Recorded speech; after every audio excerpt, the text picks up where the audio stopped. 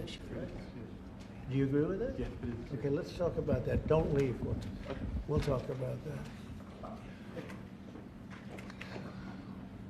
Hello, everybody. So before we begin, we're going to talk about how good some of these numbers are, be way ahead of schedule, especially as respect to manufacturing and manufacturing jobs. It's taking hold, and we've only been here a few weeks, but it's really, it's going to be something. I don't know if the rest of the world likes it, but people in the U.S. like it, that I can tell you. If I might, could you talk about the student loan situation, please? Yes, sir. So later this afternoon, we're going to have prepared for your signature an executive order dealing with the Public Service Loan Forgiveness Program. This is a program that's designed to expedite basically the conclusion of payments on student loans for people who have taken out federally backed student loans. The problem, though, is that a lot of these people work for NGO organizations, for nonprofit organizations that engage in illegal or what we would consider to be improper activities, supporting, for example, illegal immigration or foreign terrorist organizations or otherwise law-breaking activities. So this executive order will direct your Department of Education and Department of the Treasury to basically bring about modifications to the Public Service Loan Forgiveness Program in order to ensure that people who are engaged in these sorts of activities can't benefit from a program that's really not intended to support those sorts of things. And what are the consequences if they are not good? The consequences would be that they wouldn't get forgiveness of their student loans as they would be eligible for if they were working for the government or a normal nonprofit that's not violating the law. All right. Any questions on that? Anybody have any questions? So we'll talk about the manufacturing turnaround, and it's been very early, but it's pretty significant. The numbers were much better, as you know, than projected by the media, and a little surprising, actually, how strong, how fast, because we have many companies are moving into our country. As you probably know, it's a statistic that everyone talks about, but nobody seems to have done much about. Since the beginning of NAFTA, there's been 90,000 plants and factories closed in this country. Think of that. 90,000 plants and factories have been closed in this country. Many of them have been car manufacturing plants. And that's a terrible statistic, and we'll be turning that around. You're going to see it already. We already have numerous that are being built or starting to be built, and numerous that were being built in other countries, and they stopped, and they're coming here now because of the tariffs. And that's a big deal. That's what you want to hear. During the last year, the Biden administration saw a loss of more than 110,000 manufacturing jobs, or 9,000 manufacturing jobs every single month. It averaged about 9,000 a month, 110,000 manufacturing jobs. During the first full month in office, we've not only stopped that manufacturing collapse, but we've begun to rapidly reverse it and get major gains. We created 10,000 manufacturing jobs in February alone. That hasn't happened in a long time. And these aren't government jobs, which actually we cut. These are private sector manufacturing jobs. So we gained all of those jobs, 10,000 jobs, and we barely started yet. That's a very unusual number. People are surprised by it. I'm even a little surprised. On auto jobs, we created almost 9,000 new jobs in the auto production field. And the reason for that is largely they think things are happening, so they're already geared up. In some cases, they had rooms in their plants, or they had empty plants that they were able to put into use quickly because they see, because of the tariffs, they don't want to be dealing with other places, and they don't want to go back and forth and around and through the borders and across Mexico border and Canada border and all that. They want to have the jobs in one location. And they've had space, and if they had space, they were able to create the jobs almost immediately. In some cases, they'll be building plants to take care of those jobs. So we created 9,000 new jobs already in the auto production, auto parts manufacturing. So we want the auto parts ideally, and I think from a simplicity standpoint too, to be built and made in the United States. It's in a single month. That all took place in a single month, 9,000 new auto jobs. You haven't heard that in a long time. After auto workers lost more than 27,000 auto jobs in the final year of Biden. These are also high-paying jobs. These are very prime jobs. The ISM Manufacturing Survey and the S&P Manufacturing Survey have also confirmed that our administration is presiding over a brand new domestic manufacturing boom after major collapse under Biden. It was a collapse. All he did is keep adding new government jobs, which are not the jobs you want. We're trying to shrink government and grow the private sector.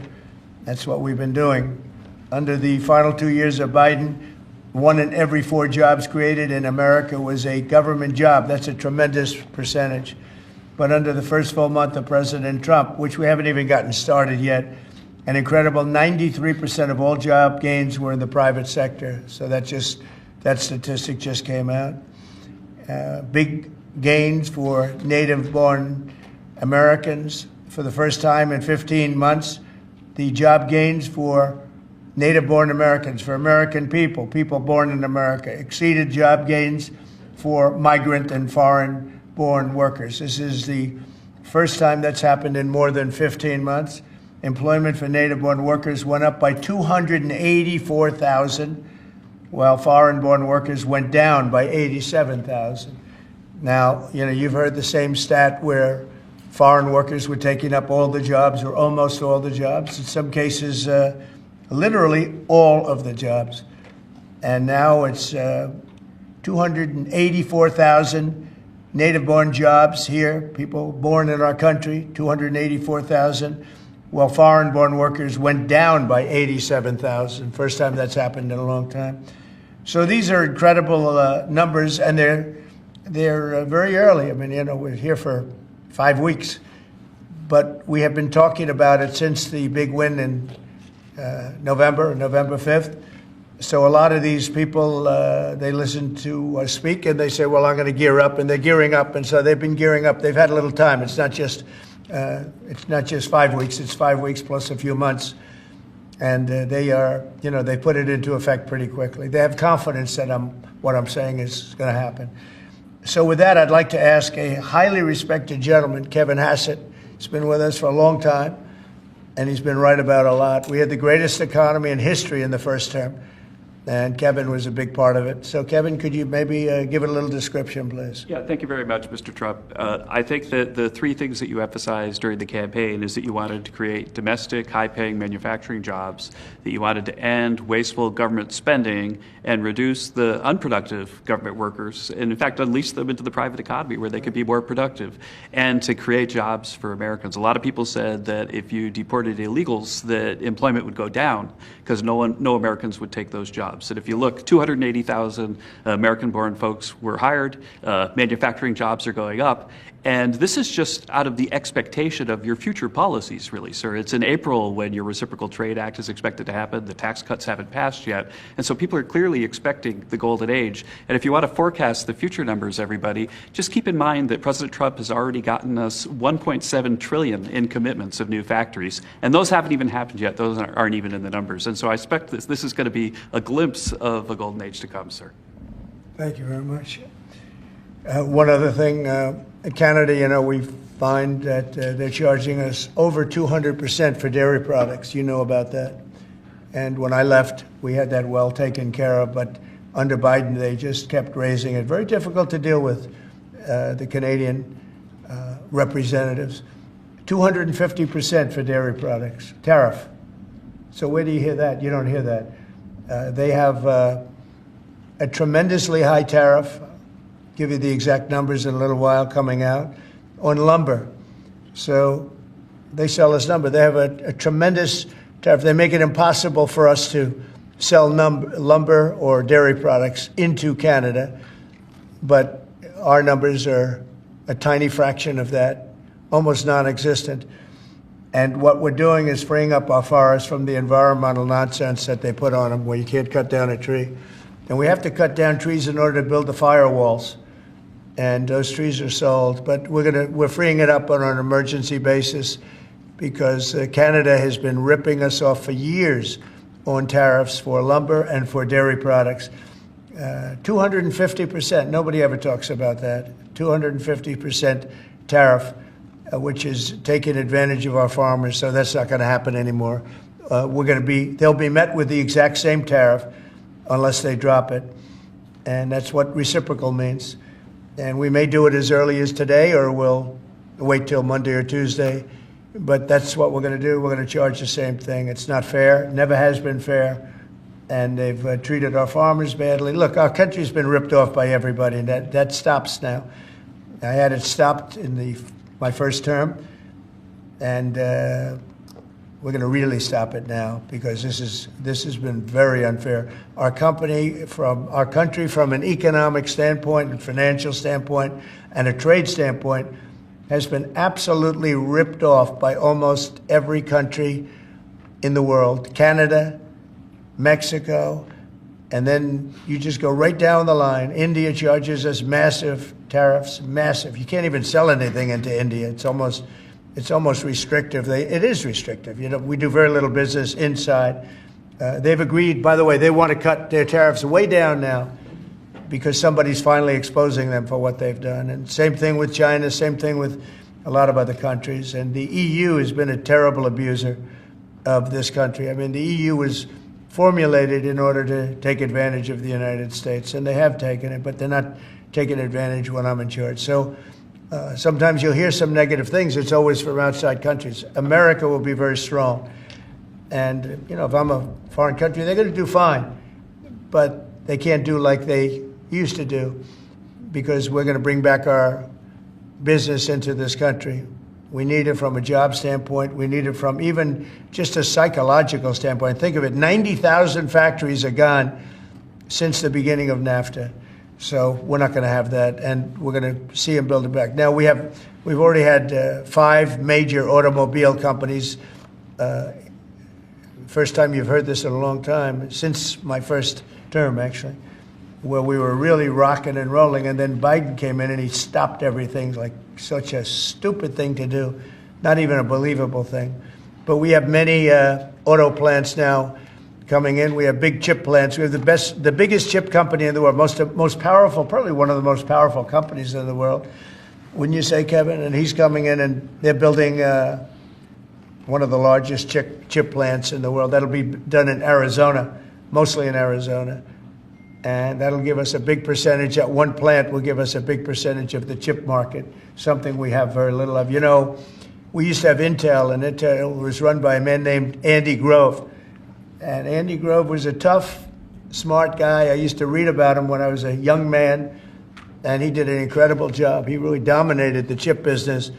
And then he died, and I guess they had a series of people that didn't know what the hell they were doing, and we gradually lost the chip business, and now it's almost exclusively in Taiwan. They stole it from us. They took it from us, and I don't blame them. I give them credit. I blame the people that were sitting in this seat because they allowed it to happen. We could have protected that so easily. But so we had the chip business, and now it's all in Taiwan, almost exclusive, a little bit in South Korea, but mostly in Taiwan. And it's very important. Everything you do, everything you touch is now about chips. The brake of a car, cars have chips all over the place. I was reading an article the other day where they talk about the brakes of a car are loaded up with chips. Who would think that a brake has a chip in it?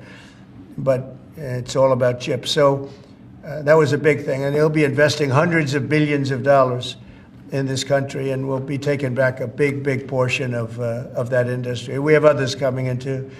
But a lot of car manufacturers are coming in, and they're coming in fast. And one of the reasons you see these numbers, and again, Kevin said it, and I said it a little bit, but the fact that they know I won the election, so after I was president-elect, they assumed that I was going to do what I said, because I do what I say. And so these numbers really reflect a lot of things that took place since November 5th, right? So, Kevin, thank you very much. Great job. Any questions? Mr. President, how concerned are you that the large-scale federal government layoffs will weaken the labor market? How concerned are you? The large-scale fentanyl what? The federal government layoffs will impact the labor market, will weaken the labor market. Oh. No, I think the labor market's going to be fantastic, but it's going to have high-paying manufacturing jobs as opposed to government jobs. We had too many people in government. You can't just do that. We had many, many too many. This is for 40 years. You know, this isn't just now. This built up and got worse and worse, and they just hire more and more people. You look at Department of Education, it seems like so many buildings. I ride by, it says Department of Education. They're all over the place. And we don't even want it. We want the education to be given by the states. It'll be much better. It'll move us to the top of the list from the bottom of the list, and actually save us money. But not, it's too important to even talk about them. It'll save us a lot of money, but we don't want that. We want education to be given. So you go to Iowa and Indiana and Idaho and all these places, they're so well run. They're going to be producing education that will be the equivalent of, like Denmark is one, and Norway, Sweden. Actually, China is one of the better in terms of education, and so we can't blame size anymore. You know, China has 1.4 billion people, but they're very high on their list. The one thing we're doing well on, we're number one on the list, is cost per pupil. We spend more money than any other country in the world by far. So I jokingly say the one thing we do well on is the cost. We spend more money, and yet we're toward the bottom of the list. Yeah. Mr. President, I want to ask you, the joint address, millions of Americans watched your joint address earlier this week, where you warned that there could be a little disturbance that Americans could feel as a function of these taxes, these tariffs. How much disturbance are you willing to accept in the near term as a function of that? And to set expectations, how long should Americans expect things to cost a bit more? Well, so far, Peter, there hasn't been very much, because these numbers are coming out. We're here for just a little over 4 weeks. And these are fantastic numbers. I was watching some of the reports this morning. They were surprised. There could be some disturbance, a little bit of disturbance. I solved a little bit of that because I have respect for our auto companies, and I gave them a little bit of a 1-month reprieve because it was unfair, although I'm sure they'll take advantage of it. I see they're driving a lot of cars into the U.S. to try and avoid the tariffs, and they're taking advantage of it a little bit. But they called me, they asked me, they said, could they have a little bit of help? And I decided, they're American companies, USMCA, and I let them have that. But this really kicks in, the reciprocals, kicks in on, let's see, I guess the 2nd. And I wanted it to be the 1st so badly. It just didn't want to be on April Fool's Day. So I made it the 2nd. That's going to cost a lot of money. That one day is going to cost a lot of money, but that's okay. But I don't see it. I don't see anything. I see good reports. I think we're going to have good numbers from the beginning. Now, globalists won't love this because this brings jobs back to America. So if they're coming back to America, maybe you'll lose some in other parts of the world.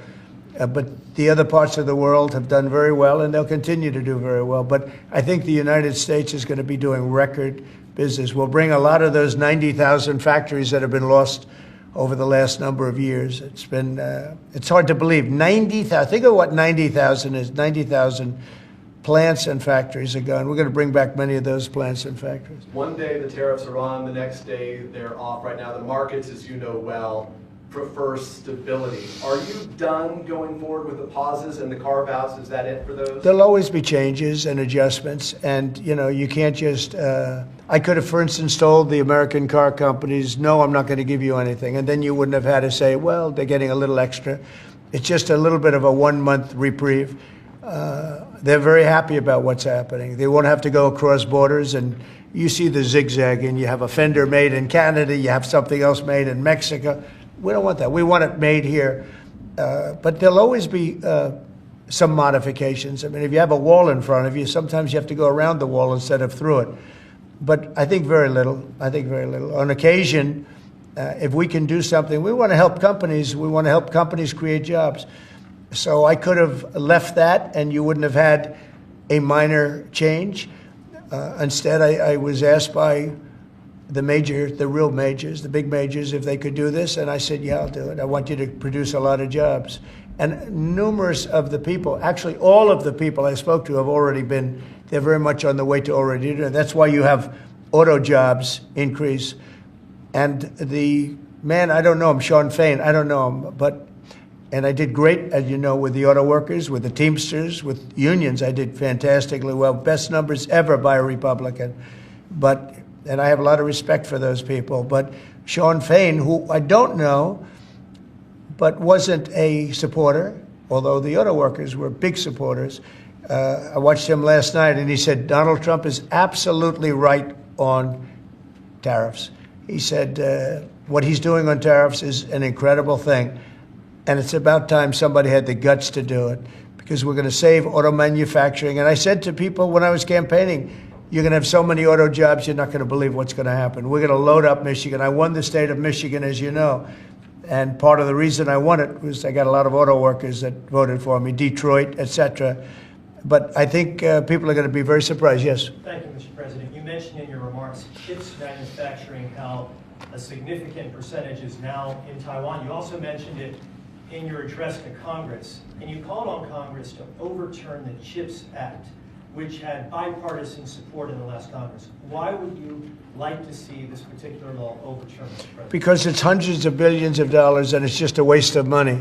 Now, some people have already taken the money and used it. Actually, it's very hard to qualify because they go by race, they go by gender, they go by all sorts of things. Nobody's ever seen anything like it. You won't be able to find those people. So I don't even think anybody can qualify. They have so many different categories in order to qualify. You have to have so many of a certain race, a certain gender, a certain this, a certain, and I don't think they can qualify, but if they take the money, they better qualify because they'll be watching them. But it's a tremendous waste of money. I didn't give the greatest chip company in the world, one of the greatest companies, I didn't give them 10 cents. They came here because of tariffs, because they didn't want to pay the tariffs. And they also came here because they like the results of the election, because they know that I'm very pro-business and pro-jobs. I mean, I'm pro-business, not for business sake. I'm pro-business because of jobs, because business is producing the jobs. Okay? President of Russia, if I may, President Putin is bombing Ukraine. Yeah. Do you still believe him when he tells you that he wants peace? Yeah, no, I believe him. I believe him. I think we're doing very well with Russia. But right now they're bombing the hell out of Ukraine, and I'm finding it more difficult, frankly, to deal with Ukraine. And they don't have the cards. They don't have the cards. As you know, we're meeting in Saudi Arabia on sometime next week, early.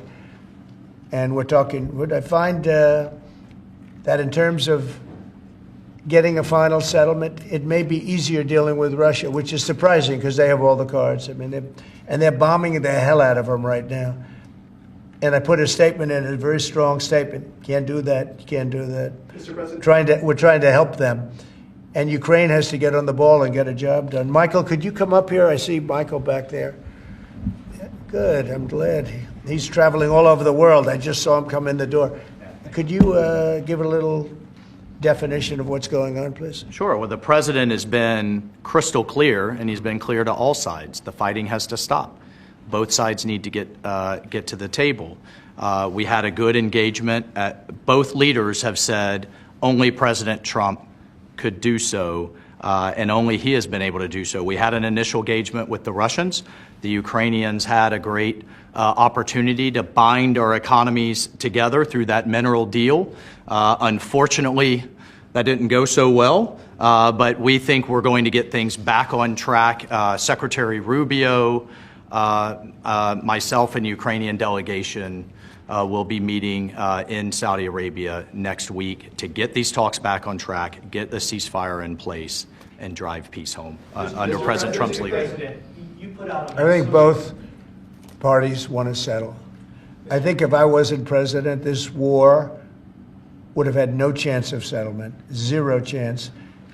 But I think we're going to get it settled and stopped. We got to stop. They're losing on average 2,000 soldiers a week.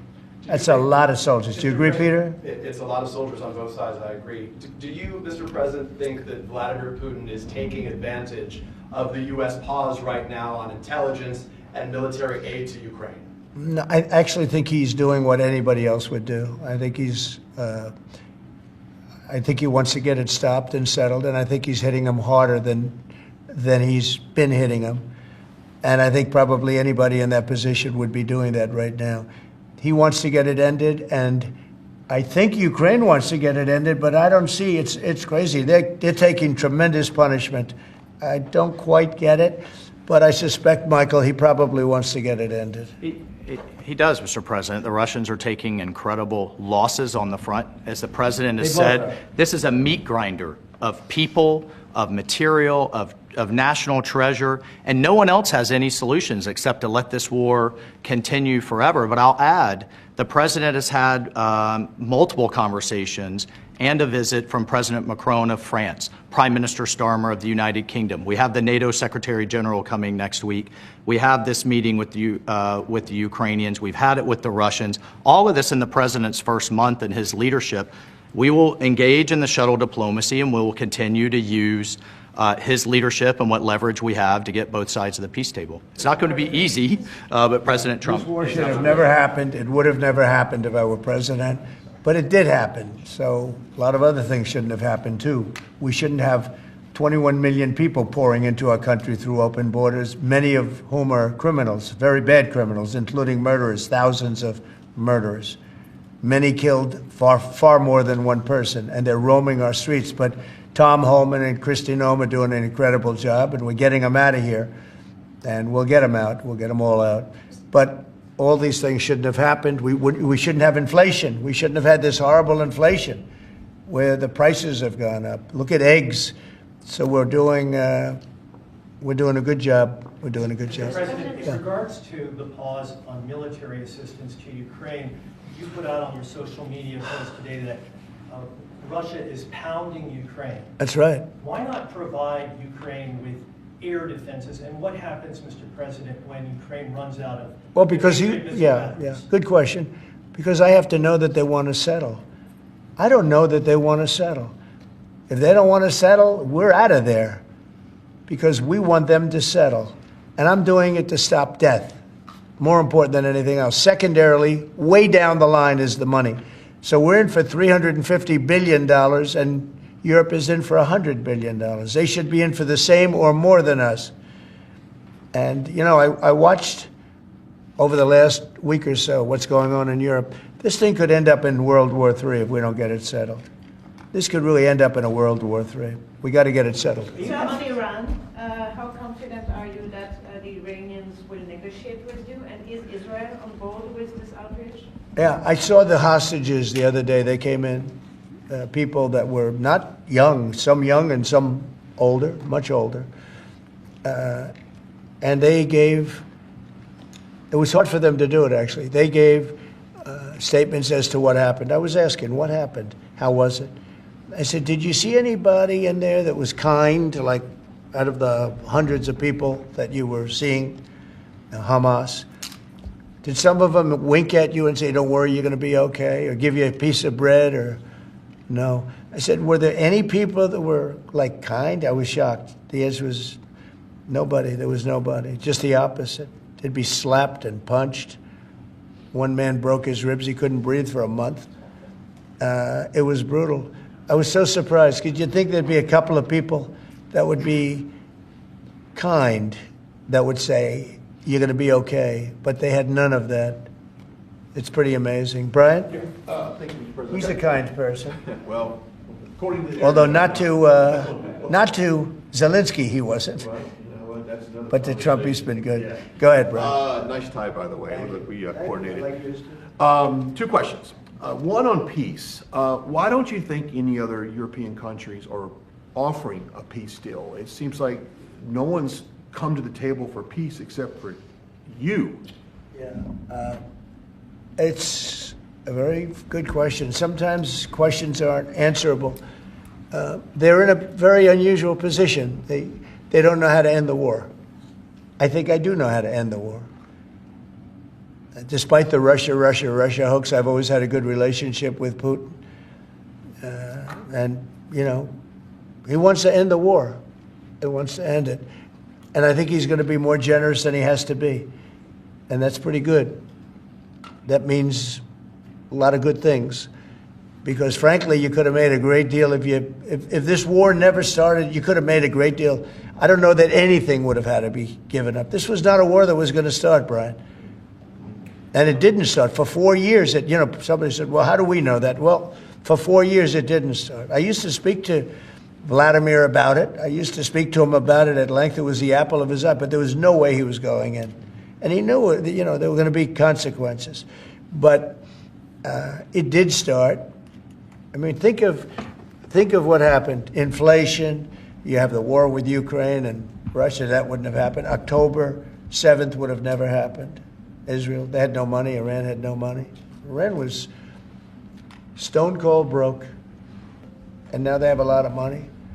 And that's going to be the next thing you'll be talking about is Iran. What's going to happen with Iran? And there'll be some interesting days ahead. That's all I can tell you. We're down to final strokes with Iran. That's going to be an interesting time. And we'll see what happens. But we're down to the final moments. We're at final moments. You can't let them have a nuclear weapon. I think that I would have had a deal within 1 month after the rigged election of 2020. They were all set to make a deal. And then when I lost, they saw this person who's a stupid person, very stupid person. And they said, let's not make a deal. And they were right. He took the sanctions off. They became rich under Biden. They went from having no money to having $300 billion. All in a short period. It's oil. Oil builds up fast. It's a nice living if you have a nice oil well. And they do. They have a lot of nice oil wells, right? So anyway, it's going to be a big thing. It's an interesting time in the history of the world. But we have a situation with Iran that something's going to happen very soon. Very, very soon. You'll be talking about that pretty soon, I guess. And hopefully we can have a peace deal. I'm not speaking out of strength or weakness. I'm just saying I'd rather see a peace deal than the other. But the other will solve the problem. Mr. President, your allies are calling on you to pardon Derek Chauvin. Are you considering pardoning Derek Chauvin? No, I haven't even heard about it. No, Mr. President, on peace. I haven't heard that. In the first term, you may recall, I broke the news that you were nominated for the Nobel Peace Prize. And the reason for that was the work that you led on the Abraham Accords. I spoke yesterday with the member of parliament, the Norwegian parliament, that nominated you. And he said what the Nobel Committee is looking for from you, Mr. President, is security guarantees for Ukraine. Is that a possibility, Mr. President? So before I even think about that, I want to settle the war, get it finished. Because if I'm not here, nobody's going to settle it. And President Macron has said that, and everybody said that, the prime ministers and presidents. We're pushing very hard. That's all I'm thinking about now. As far as the question about security later, that's the easy part. The hard part is getting it settled. We got to get them. We're losing 2,000 human beings every week. More than that, actually. 2,000 nice, young, although they're getting older because they're drafting much older now. In the case of one country, much older, because a lot of the young people have been killed. It's very sad, and I'd like to see if I could stop that. And I'd like to also see if we could stop making these massive payments from the United States. I mean, Biden gave away money like it was water, with no anything, got nothing for it. Europe did it in the form of a loan. They get their money back, we don't. So that's how we came up with the rare earth deal. But we started, behind the 8 ball. He could have gone to Europe. He could have said, come on, you got to put up money with us. You got to put up money with us. But he never did that. They just kept handing money out because he was grossly incompetent. All right, thank you very much, everybody. Thank you, Press. Thank you. Thank you, Press. Thank you. Thank you very much. Thank you. Thanks, guys.